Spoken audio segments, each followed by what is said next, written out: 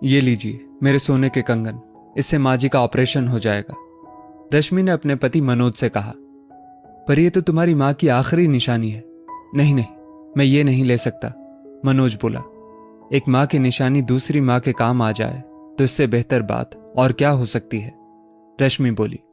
रश्मि की सास दमयंती जी की सीढ़ियों से पैर फिसलने के कारण पैर की हड्डी टूट गई थी। डॉक्टर ने तुरंत ऑपरेशन करवाने कहा था। दमयंती जी के 3 बेटे थे।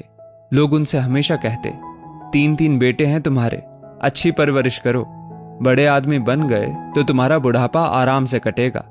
उनके पति रामकिशन जी ने अपनी सारी कमाई बेटों की उच्च शिक्षा और अच्छी परवरिश में लगा दी थी। एक 3 कमरे का घर संपत्ति के नाम पर दिन रात मेहनत कर बना लिया था। देखते देखते समय पंख लगाकर उड़ गया। तीनों बेटों की नौकरी लग गई। नौकरी लगते ही दोनों बड़े बेटों की शादी भी धूमधाम से संपन्न हो गई। बड़े बेटे बहू घर में सामंजस्य नहीं बनने के कारण ऑफिस की दूरी का बहाना बनाकर घर से अलग हो गए।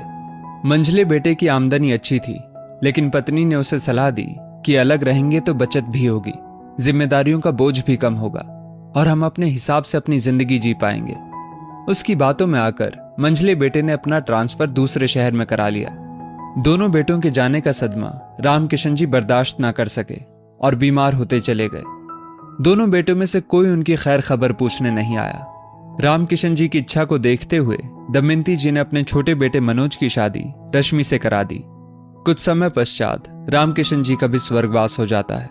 दमयंती जी छोटे बेटे मनोज और रश्मि के साथ रहती। दोनों उनका बहुत ध्यान रखते थे। रश्मि एक बेटी की मां बन जाती है। दमयंती जी के सीढ़ियों से फिसलने पर ऑपरेशन करवाने के लिए मनोज ने दोनों बड़े भाइयों से मदद मांगी। घर की मरम्मत में भी मनोज ने अपनी काफी बचत लगाई थी।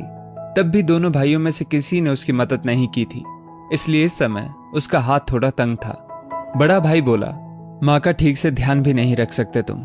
मेरे दोनों बच्चों के स्कूल में बहुत खर्चे लगे हैं, तुम लोगों ने ठीक तरह से ध्यान नहीं रखा, इसलिए इलाज भी तुम करवाओ। मनोज ने मंझले भाई से फोन पर मदद मांगी।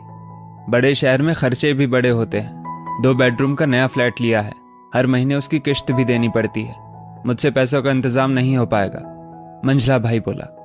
अस्पताल के बिस्तर पर पड़ी दमयंती जी छोटे बेटे की बेबसी अच्छी तरह समझ रही थी। अपने दोनों बेटों के व्यवहार ने उन्हें अंदर तक झकझोर दिया था। खैर, रश्मि के कंगन बेचकर मनोज अपनी मां का सफलतापूर्वक ऑपरेशन करवा लेता है। रश्मि ने उनका बहुत ध्यान रखा, समय पर दवाई व खाने पीने का पूरा ध्यान रखती, धीरे धीरे सहारा देकर चलने में मदद करती। लगभग 6 महीनों की सेवा के बाद दमयंती जी ठीक हो गई। इस बीच दोनों बड़े बेटे उन्हें देखने तक नहीं आए। बरसात की एक रात मनोज का एक्सीडेंट हो जाता है। घटनास्थल पर उसकी मृत्यु हो जाती है।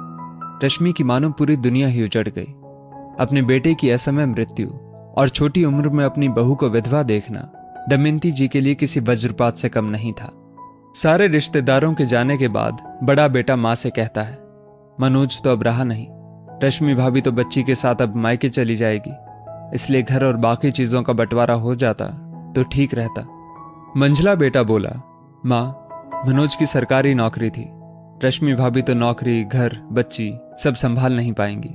मेरी तो प्राइवेट नौकरी है, आज है कल नहीं वाली स्थिति है, इसलिए अनुकंपा नियुक्ति में मेरा नाम करा दो, मैं आप सबका पूरा ध्यान रखूंगा। सरकारी दफ्तर में नियम अनुसार किसी व्यक्ति की मृत्यु हो जाए तो अनुकंपा के आधार पर परिवार के किसी सदस्य को नौकरी मिलने का प्रावधान है, लेकिन दमयंती जी ने अपनी बहू का साथ दिया। उन्होंने कहा, तुम दोनों को हमारी चिंता करने की कोई जरूरत नहीं है, मैं अपनी बहू और फूल सी पोती के मुंह का निवाला नहीं छीन सकती। तुम दोनों ने बूढ़ी माँ की कभी सुध ना ली, आज अपना हिस्सा मांगने आ गए। रश्मि सिर्फ मेरी बहू नहीं, बेटी भी है। रश्मि और मनोज ने दिन रात मेरी सेवा की, पूरा मान सम्मान दिया। तुम दोनों के पास तो अपने घर हैं, इसलिए इस घर पर और अनुकंपा नौकरी पर केवल रश्मि का अधिकार है। तुम लोगों ने ना कभी बेटे का फर्ज निभाया और ना ही भाई का। इस प्रकार दमयंती जी ने फैसला लेते हुए अपनी बहू और पोती का भविष्य सुरक्षित कर दिया। मां के मुंह से कड़वी सच्चाई सुन दोनों बेटे निशब्द रह गए। दोस्तों, इस स्टोरी को लेकर आपकी क्या राय है, नीचे कमेंट करके जरूर बताइएगा और ऐसी ही और भी बेहतरीन वीडियोस के लिए हमारा पेज जरूर फॉलो करें। धन्यवाद।